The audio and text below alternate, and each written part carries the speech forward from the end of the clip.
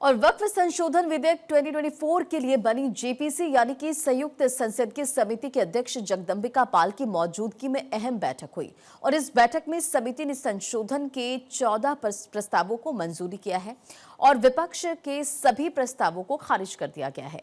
बैठक के बाद जेपीसी अध्यक्ष जगदंबिका पाल ने कहा कि आज जो संशोधन पारित हुए हैं उससे एक वक्फ बोर्ड को लेकर बेहतर विधेयक बनेगा। रिपोर्ट देखिए।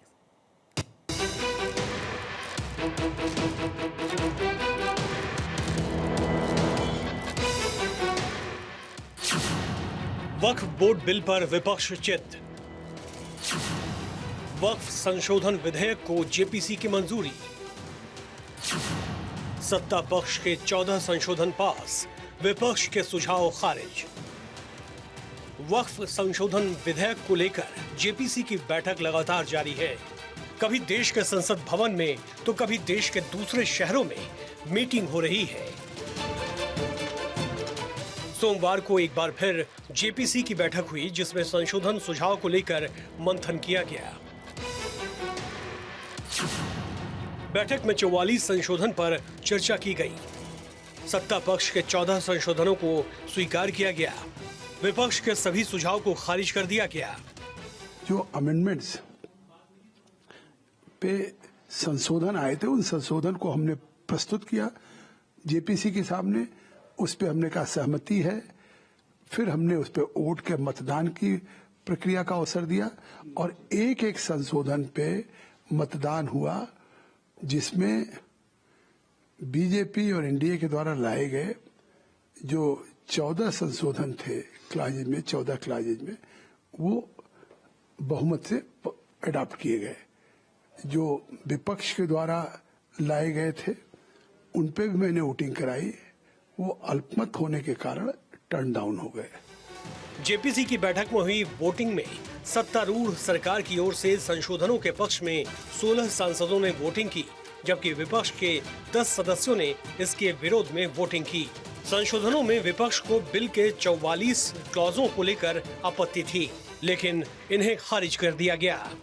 हमारे साथ बातचीत के लिए समाजवादी पार्टी सांसद मोहिउद्दीन नदवी साहब हैं। सर, आज जिस तरीके से आप लोगों ने बैठक में गए, प्रेस कॉन्फ्रेंस भी की, कुल कितने प्रस्ताव आप लोगों की तरफ से जेपीसी की बैठक में दिए गए थे और किन किन को खारिज किया गया? क्या कुछ बात रखी गई? नहीं सर, देखिए, इससे पहली मीटिंग से ही जो प्रोसीजर होता है, मिनी पार्लियामेंट होती है जेपीसी, उसमें जो प्रोसीजर इख्तियार किया जाता है उसको बाय चेयरमैन से बिल्डोज कर दिया गया था, उसको रिजेक्ट कर दिया गया एक तरीके से। और वो खुद ही अपोज कर रहे थे, खुद ही फेवर का ऐलान कर रहे थे, खुद ही सब कुछ कर रहे थे। तो उसमें हम लोग क्या करते? और उसके बाद हम लोगों ने डिमांड की क्लोज बाय क्लोज डिस्कशन कर लीजिए। उस पर उन्होंने वोटिंग शुरू कर दी। तो अब जब वोटिंग ही करानी थी तो इतना लंबा 6-7 महीने इधर उधर जाना होने की क्या जरूरत थी? जेपीसी का मतलब तो ये होता है कि अंडरस्टैंडिंग, एक दूसरे से मालूमात हो, इफ़ाम व तफ़हीम हो, बहस व तमीज़ हो, सब मालूमात का पता चले। सारा इतना जो है लाखों रुपए जो है वो क्या आपको मिला? लेकिन हम एक समझते हैं कि चूंकि इसमें जो है जो मेम्बरान्स के जो नंबर्स थे वो उस वक्त कमज़ोर लोग थे, उनको सेट करना था, वो सेट किया गया। उसके बाद में अब चूंकि इलेक्शन भी करीब था, उन्होंने सोचा कि इसको कर लेते हैं। वक्फ को लेकर बनाई गई संसद की संयुक्त समिति की बैठक में तय हो गया है कि लोकसभा में पेश किया गया वक्फ बिल अब एक नए स्वरूप में फिर से लाया जाएगा।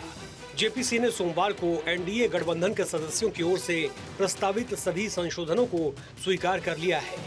सूत्रों से मिली जानकारी के मुताबिक वक्फ संशोधन बिल में इन प्रस्तावों को लाने की बात कही गई। कलेक्टर की जगह अब राज्य सरकार की तरफ से नियुक्त अधिकारी जांच करेंगे। वक्फ ट्रिब्यूनल में 2 की जगह 3 सदस्य होंगे।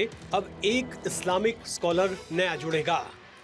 What has happened today and what has happened in the last 6 months, it is completely uncalled for. It is not good for a democracy. And as I have said earlier, this bill, if it becomes law, this will be an interference in the Muslim personal law of Muslims. This will be weakening our pluralism and diversity of our country. This will be a great attack on Article 26 of our Indian Constitution. The entire proceeding of the committee meeting was held in a very democratic manner. The chairperson, Sri Jagdambika Palji, in fact, allowed everybody to speak allowed everybody to put forth his or her points. We are aware of the fact that the Waqf Amendment Bill 2024 consists of 44 clauses. Now, as far as the opposition members are concerned, they moved amendments with respect to 43 clauses out of 44 clauses today. And as far as the NDA members are concerned, we moved about 24 amendments in respect of 16 clauses. संशोधनों का अध्ययन करने के लिए गठित समिति की कई बैठकें हुई, लेकिन कई बैठकें हंगामे के बीच खत्म हो गई। विपक्ष के सांसदों ने अध्यक्ष पर सत्ताधारी पार्टी के प्रति पक्षपात का आरोप लगाया। जेपीसी की 24 जनवरी को दिल्ली में हुई बैठक में विपक्षी सदस्यों ने जमकर हंगामा किया था। उन्होंने दावा किया कि उन्हें ड्राफ्ट में प्रस्तावित बदलाव में रिसर्च के लिए पर्याप्त समय नहीं दिया गया।